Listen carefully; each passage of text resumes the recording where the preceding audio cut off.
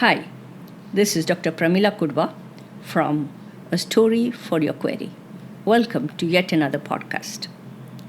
This is a podcast with a difference.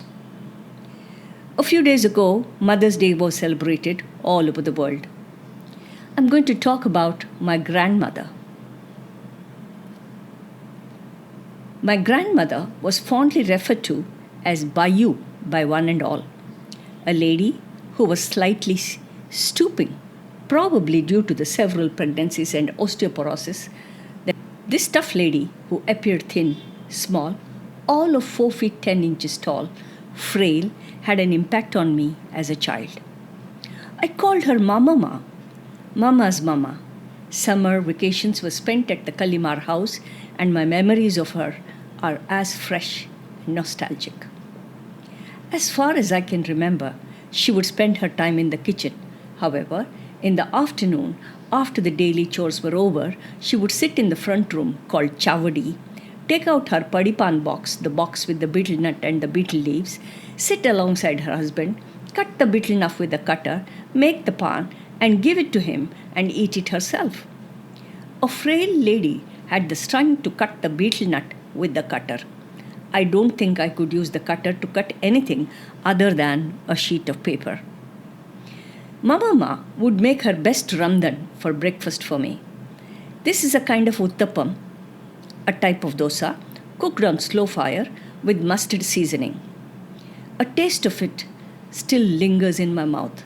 I don't know if it is a culinary expertise or the unconditional love that she had for her grandchildren which made it taste so good. There is an incident that was narrated to me by her, which was later corroborated by my mom about my getting lost in the backyard. Kalimar house had a huge backyard, and it had a hillock with mango, jackfruit trees going up the hillock.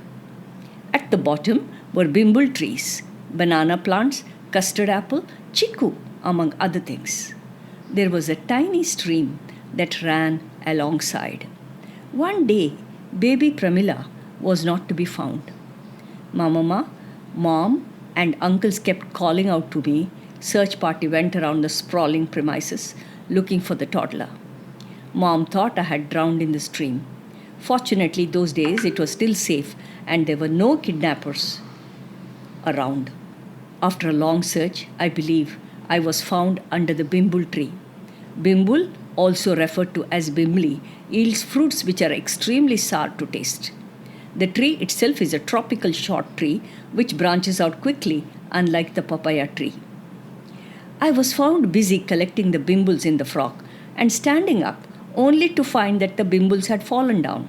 The whole process would begin all over again, and the engrossment was such that the search party calls were not heard.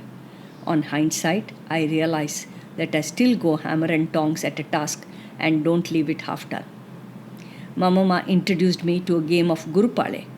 It is a game played with conch shells. She was a pro at this game and would willingly lose the game so that I would be thrilled about the win. She gifted the Gurupale to me when I was about 10 years old. Mama exhibited grit.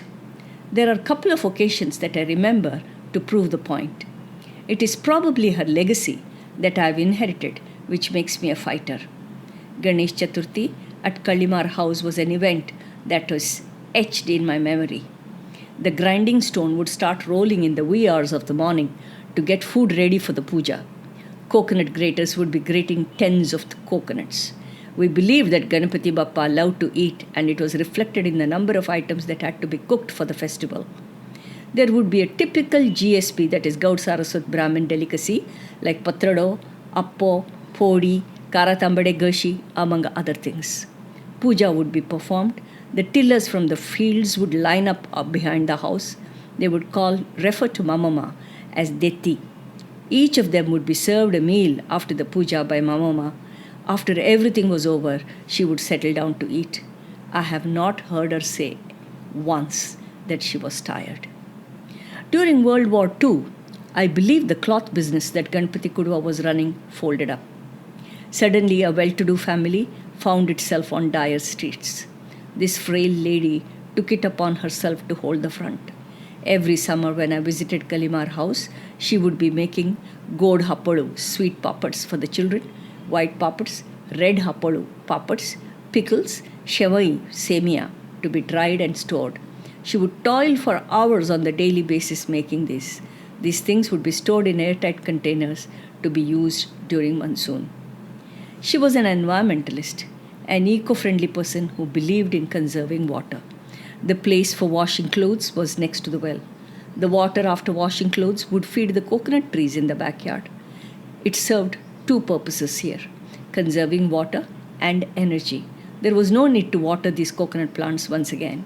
The cow dung was used to make dung cakes that would serve as manure for the plants. Organic manure was not a new concept at Kalimar House. She was a learned lady, although she had studied only up to grade 4.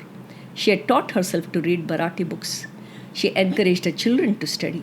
She and her eldest daughter Swarna would have a book reading session every evening at 5 p.m., where all neighbors would assemble at her house. If I have a love for reading, you know where it comes from. All memories were not happy memories for me.